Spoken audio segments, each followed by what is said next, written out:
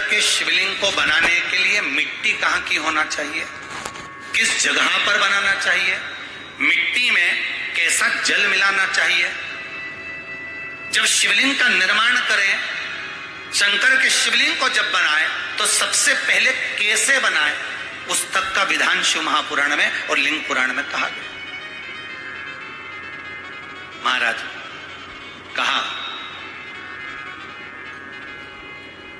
क्यारे की मिट्टी हो, क्यारा मतलब समझिएगा जिस मिट्टी पर कोई गंदगी ना करी गई हो, ऐसी जगह का कोई भाग मिट्टी का लाया, मतलब समझिएगा जिस मिट्टी पर कोई गंदगी ना, ऐसी जगह का कोई भाग मिट्टी का लाया, जहां कोई गंदगी ना करे।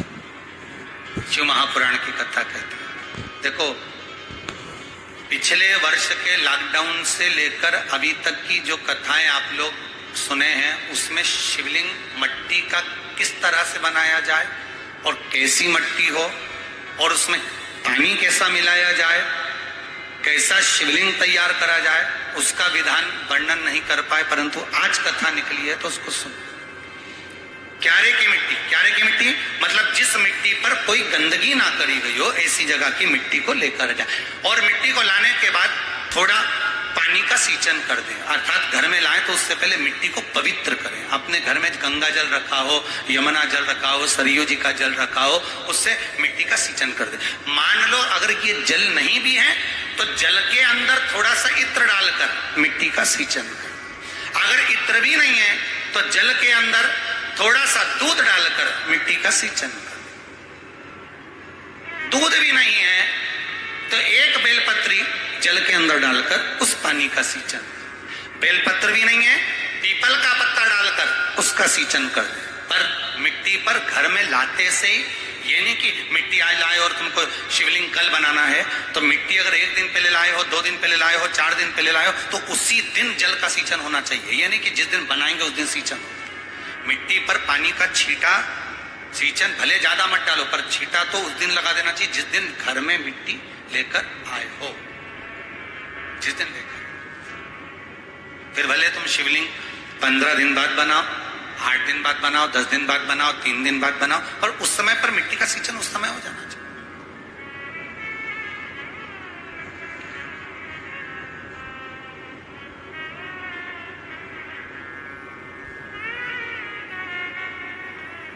फिर कहा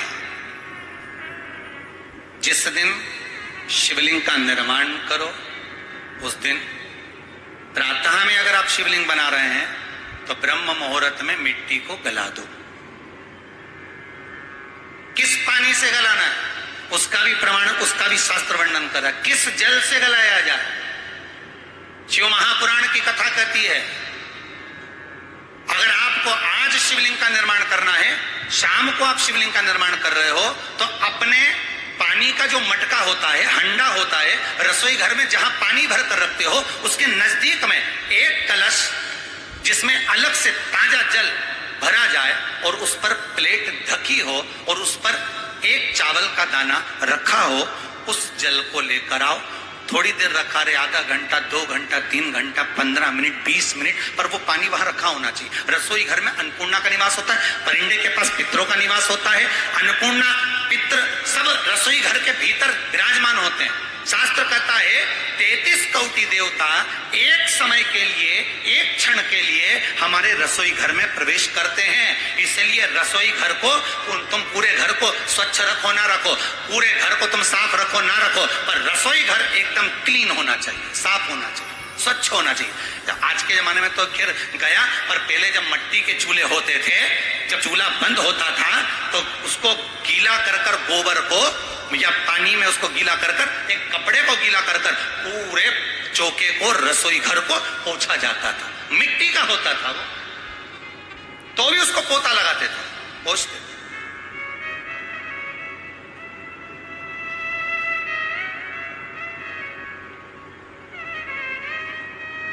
तो पहला क्रम है पार्थिव शिवलिंग का निर्माण। सावन के महीने में अगर आप शिवलिंग बनाते हैं, सोमवार को शिवलिंग बनाते हैं, तो नियम ध्यान रखिएगा महाराज, लिंग पुराण से है इसका नियम ध्यान रखिए। क्या करना है, मिट्टी को लाना है, जल का छींटा देना, छींटा जरूर देना, घर में लेकर आए और जल का छींटा होना जरूरी। 2 दिन तक 3 दिन तक मिट्टी रखी हुई है और उसके बाद अगर आपने पानी का छींटा नहीं दिया है और आपने डायरेक्ट मिट्टी को गला दिया और उसके बाद बनाया तो उसका कोई प्रमाण नहीं। जल का छींटा अवश्य, फिर उसको रख दें। 15 दिन बाद बनाओ, 4 दिन बाद बनाओ, 3 दिन बाद बनाओ, 2 दिन बाद बनाओ। शिवलिंग जब बनाओ तब उस मिट्टी को, जो कलश आपने रसोई घर में रखा है चावल का दाना रखकर प्लेट के ऊपर, अर्थात उस कलश का जल उस मिट्टी में थोड़ा सा डालिए। क्यों डाला जाता है उसका भी भाव वर्णन किया है। अब भविष्य पुराण, स्कंद पुराण और अग्नि पुराण, इन तीनों से ले लिया गया। वर्णन किया गया जब उस कलश का जल हम डालते हैं तो उस कलश में पितरों का भाव आ जाता है, अन्नपूर्णा का भाव आ जाता है, घर में लक्ष्मी का भाव आ जाता है, संपदा का भाव आ जाता है। पूरे 24 घंटे के अंदर एक क्षण के लिए रसोई घर में 33 कोटि देवता आते हैं, तो वो देवता का सारा भाव उस कलश के अंदर आ जाता है। और वो जल जब हम उस मिट्टी में मिलाते हैं तो गंगा, यमुना, सरयू, सरस्वती, ये 33 कोटि देवता में, तो इन सब का आनंद उस जल में आ जाता है। और वो जल जब हम मिट्टी में मिलाते हैं तो मिट्टी पवित्र हो जाती है, स्वयं कैलाश अधिपति को स्वीकार करने के लायक हो जाती है, निर्मित करने के लायक हो जाती है।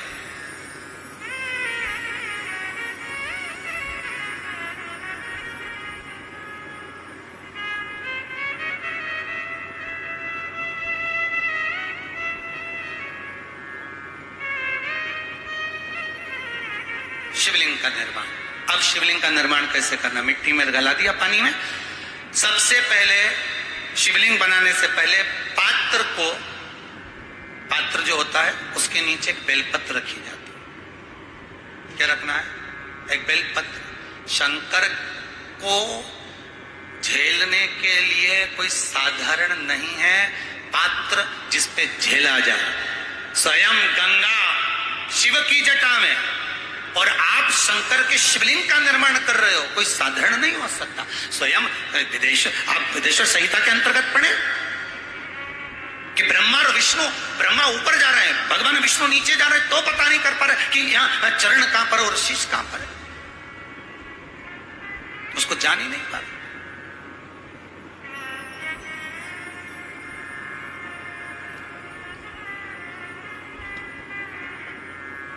बस एक बेलपत्र, साधारण भाव में बेलपत्र भी सीधा भाग, और इस बेलपत्र की जो डंडी है वो उत्तर दिशा में रखना है थाली के अंतर्गत। जब आप शिवलिंग का निर्माण करें उत्तर, इसके ऊपर जो गलाई हुई मिट्टी है वो डाल दीजिए, और डालने के बाद सबसे पहले शिवलिंग का स्वरूप बनाना है। सबसे पहले नीचे की जलाधारी नहीं बनाना। क्या बनाना है? शिवलिंग का स्वरूप बनाना। बनाने के बाद उसी शिवलिंग के पास में और मिट्टी डाल लीजिए, फिर जलाधारी का निर्माण, फिर जलाधारी।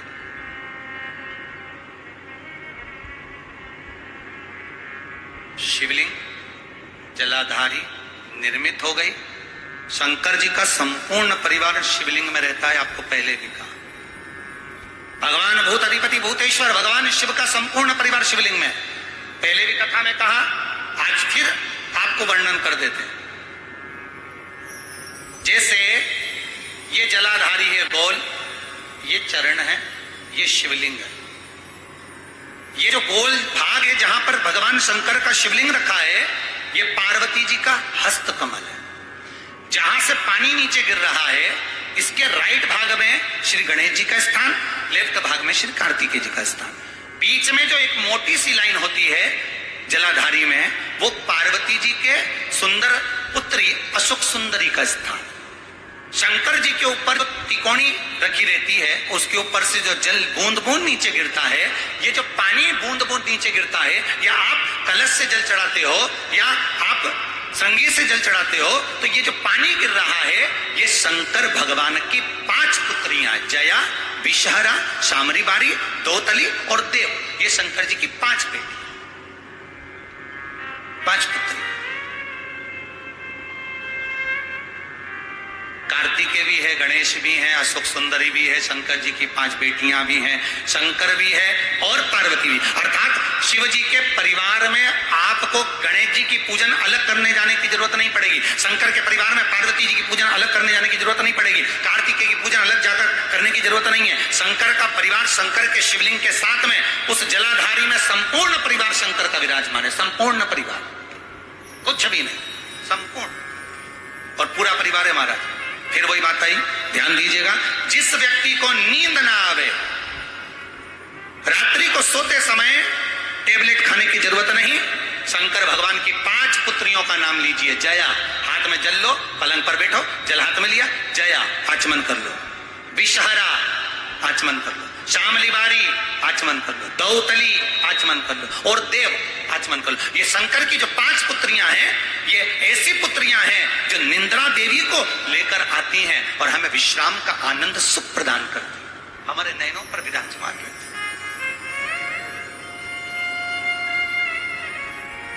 हाँ, यदि विवाह नहीं हो रहा, शादी नहीं हो रही है, बहुत समय से लगन देख रहे हो, शादी नहीं हो रही, बहुत समय से परेशान हो गए कि विवाह ही नहीं हो रहा, हम तो टेंशन में पड़ गए, लड़की 28 साल 30 साल का लड़का हो गया, विवाह नहीं हो रहा, कुछ मत करो।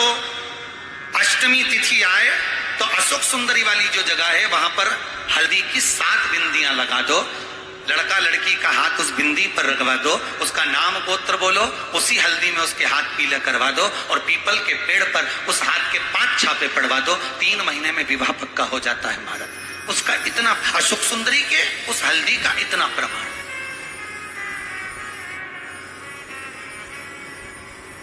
3 माह के अंतर्गत विवाह नक्की होगा, इतना इतना प्रमाण है महाराज। भगवान शिव की आराधना का कोई साधारण फल है महाराज।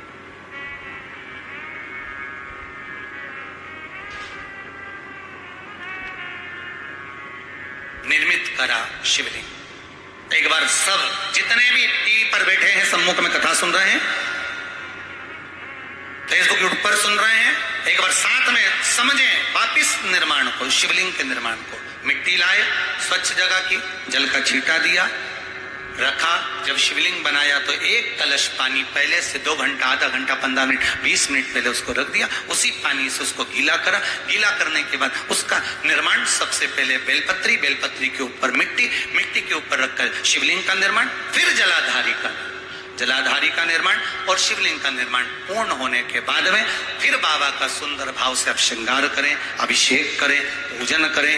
और एक बात याद रखना, पार्थिव शिवलिंग का अगर निर्माण करा है तो आपको वो पार्थिव शिवलिंग को रात्रि होने से पहले विसर्जन होना जरूरी है। हाँ, अगर कोई भी शिवरात्रि का दिन है तो फिर आप पूरी रात रख सकते हो, हरतालिका तीज का दिन है पूरी रात रख सकते हो, बड़ी तीज है, छोटी तीज है, आप शिवलिंग बनाए हो तो आप पूरी रात